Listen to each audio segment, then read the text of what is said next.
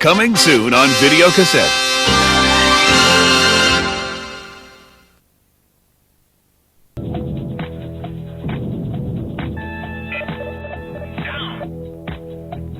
I'm going in.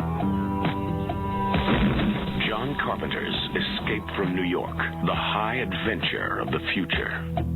One man must go in where no man has ever gotten out.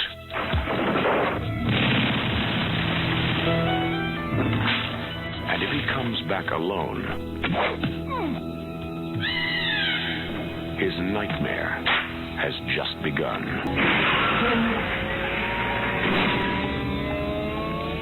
John Carpenter's Escape from New York, the greatest escape of them all, is about to blow the future apart. And now for our feature presentation.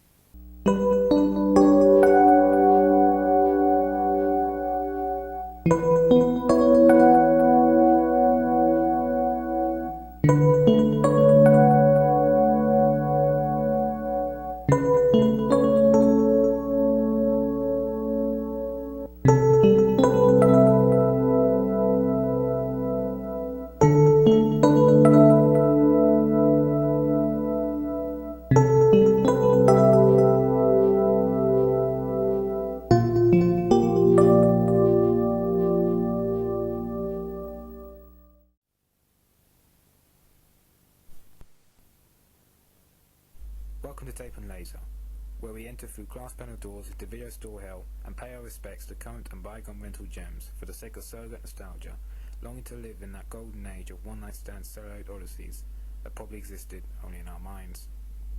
To start this series off in perfect beat style, we delve into a quintessential slice of 80s warsploitation from one of Italy's most prolific directors. Lewis Collins, Lee Van Cleef, Ernest Borgnine, and Klaus Kinski starring Antonio Margheriti. Come si chiama lei? Antonio Margheriti. Ancora? Margheriti. Un'altra volta, ma adesso vorrei proprio sentire la musica delle parole.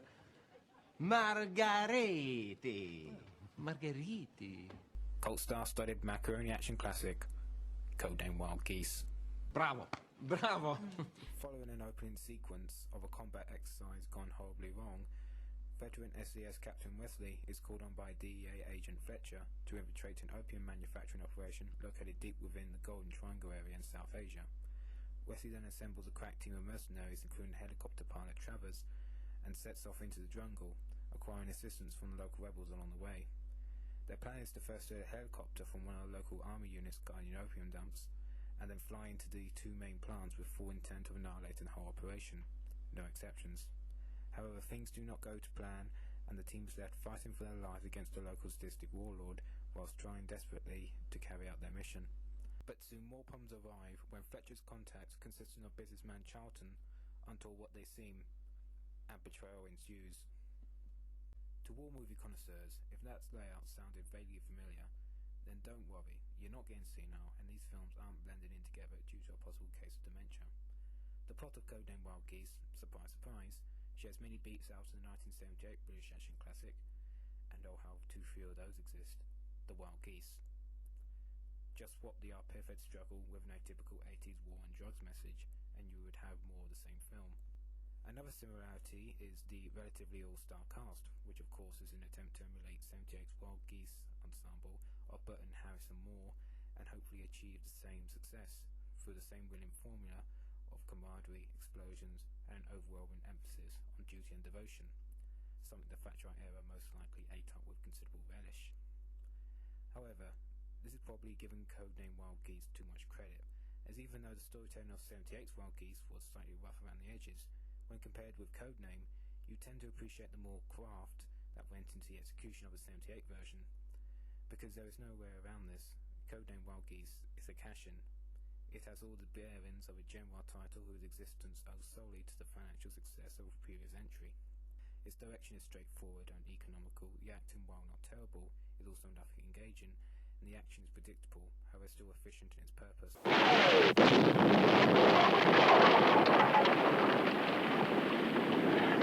That's a bazooka. Luckily though, all of these things work in Codename's favour, as the final result is bare bones but quality warsploitation, with many explosions, desperate situations, and questionable ethnic and female representations, as you can shake an M4 at.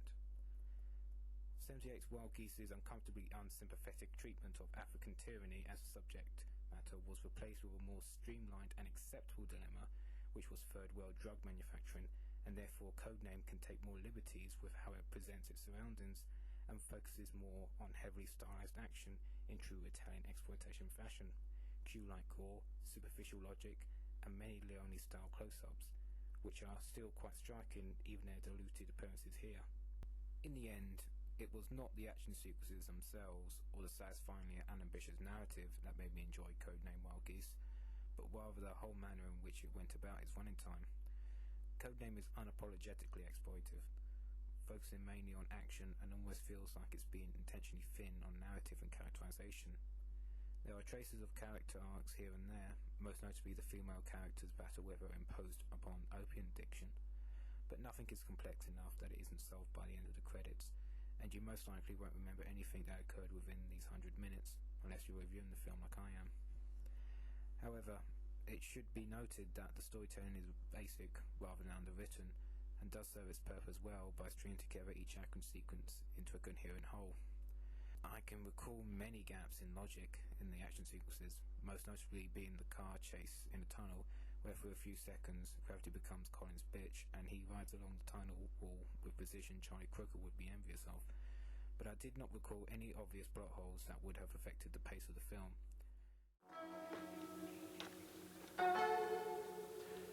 If the pain is too much, you know what this is, don't you?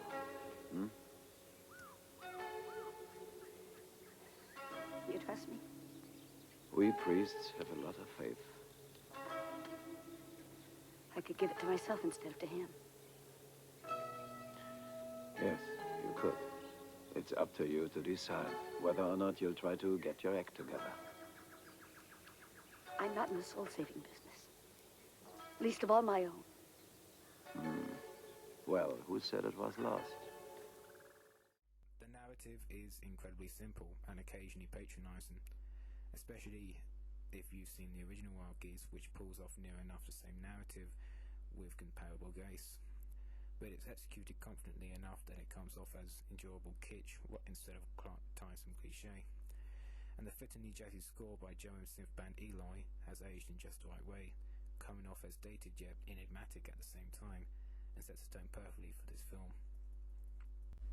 I purchased the VHS of Codename Wild Geese at a charity shop due to me hearing that Arrow Video was re-releasing the film and its two sequels on DVD, and even though I had my doubts, I was still intrigued since Arrow's taste is usually on par excellence, and besides the video was 50p, and even then it was a buy one get one free offer. Seeing it now, I would have been glad to just purchase it on its own, and even would have considered paying more, but anything over £3, I guess I would have been a bit harsher in my analysis.